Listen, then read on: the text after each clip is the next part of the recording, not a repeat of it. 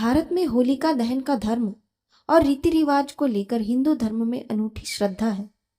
रंगों का उत्सव होली का पर्व आने में बस अब कुछ ही दिन बाकी हैं। इस साल 25 मार्च को होली का त्योहार मनाया जाएगा। वहीं इससे एक दिन पहले होलिका दहन होगा, यानी कि 24 मार्च को होलिका दहन किया जाएगा। होलिका को बुराई पर अच्छाई की जीत का प्रतीक माना जाता है।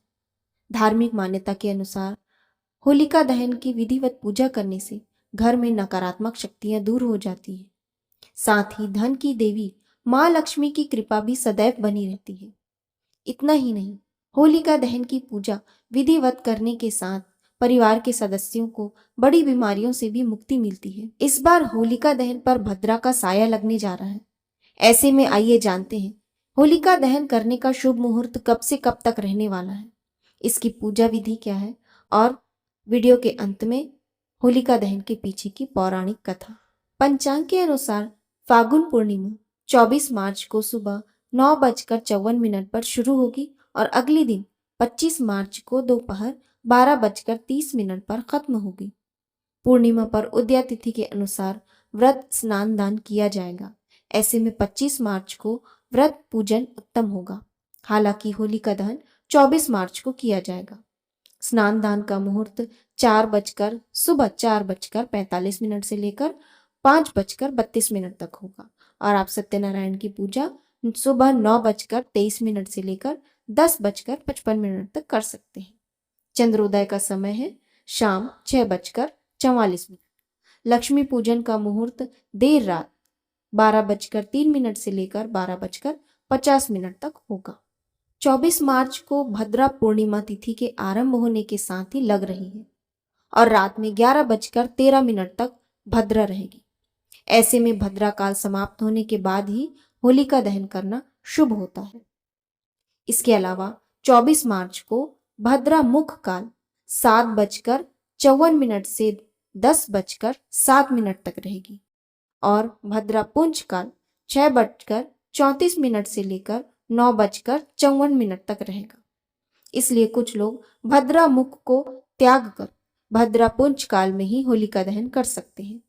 शास्त्रों के अनुसार भद्रा रहित काल में ही होलिका दहन करना शुभ होता है, लेकिन विशेष परिस्थितियों में भद्रा पुंज में होलिका दहन किया जा सकता है।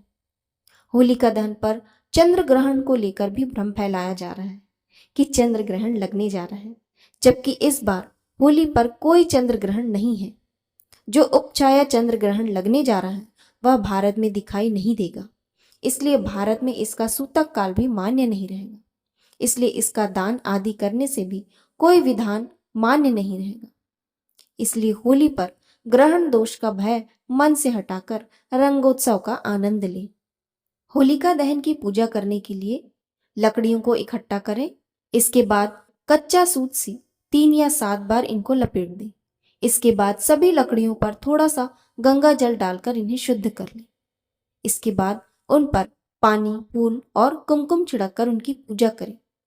पूजा के लिए माला, रोली, अक्षत, साबुत हल्दी, गुलाल, नारियल, बताशे, गुड़ का प्रयोग करें। इसके बाद होलिका की पूजा करें और फिर होलिका की कम से कम 5 या 7 बार परिक्रमा कर सकते हैं। एक बात को ख्याल में रखें कि होलिका की पूजा करते समय आपका मुख पूर्व या उत्तर दिशा में ही होना चाहिए। आइए अब वीडियो के अंत में जानते हैं कि होलिका दहन क्यों किया जाता है और होली का त्योहार क्यों मनाया जाता है। इसके पीछे की पौराणिक कथा क्या है। ये सतयुग की बात है, जब असुर राज हिरण्यकशिपु विजय प्राप्ति के लिए तपस्या में लीन था। मौका देखकर देवताओं ने उसके राज्य पर कब्जा कर लिया।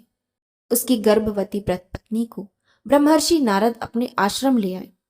वे उसे प्रतिदिन धर्म और विष्णु महिमा के बारे में बताते। ये ज्ञान गर्भ में पल रहे पुत्र प्रहलाद ने भी प्राप्त किया। बाद में असुर राज ने ब्रह्मा के वरदान से तीनों लोकों पर विजय प्राप्त कर ली, तो रानी उसके पास आ गई। वहां प्रहलाद का जन्म हुआ। बाल्यावस्था में पहुंचकर प्रहलाद ने विष्णु भक्ति शुरू कर दी। इससे क्रोधित होकर हिरण्यकशिपु ने अपने गुरु को बुलाकर कहा कि ऐसा कुछ करो कि ये विष्णु का नाम रटना बंद कर दे। गुरु ने बहुत कोशिश की, किंतु वे असफल रहे। तब असुर राज ने अपने पुत्र की हत्या का आदेश दे दिया। उसे विष दिया गया, उस पर तलवार से प्रहार किया गया, विषधरों के सामने छोड़ा गया, हाथियों के पैरों तले कुचलवाना चाहा, पर्वत के नीचे फेंकवाना चाहा, लेकिन ईश्वर की कृपा से प्रहलाद का कुछ भी नहीं। तब हिरण्यकश्यपु ने अपनी बहन होलिका को बुलाकर कहा कि तुम प्रहलाद को लेकर अग्नि में बैठ जाओ, जिससे वह जलकर भस्म हो जाएगा।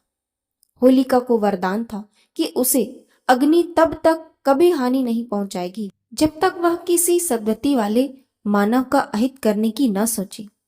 अपने भाई की बात को मानकर होलिका भतीजे प्रहलाद को गोदी में लेकर अग्नि में बैठ गई। उसका अहित करने के प्रयास में होलिका तो स्वयं जलकर भस्म हो गई और प्रहलाद हंसते हुए अग्नि से बाहर आ गए।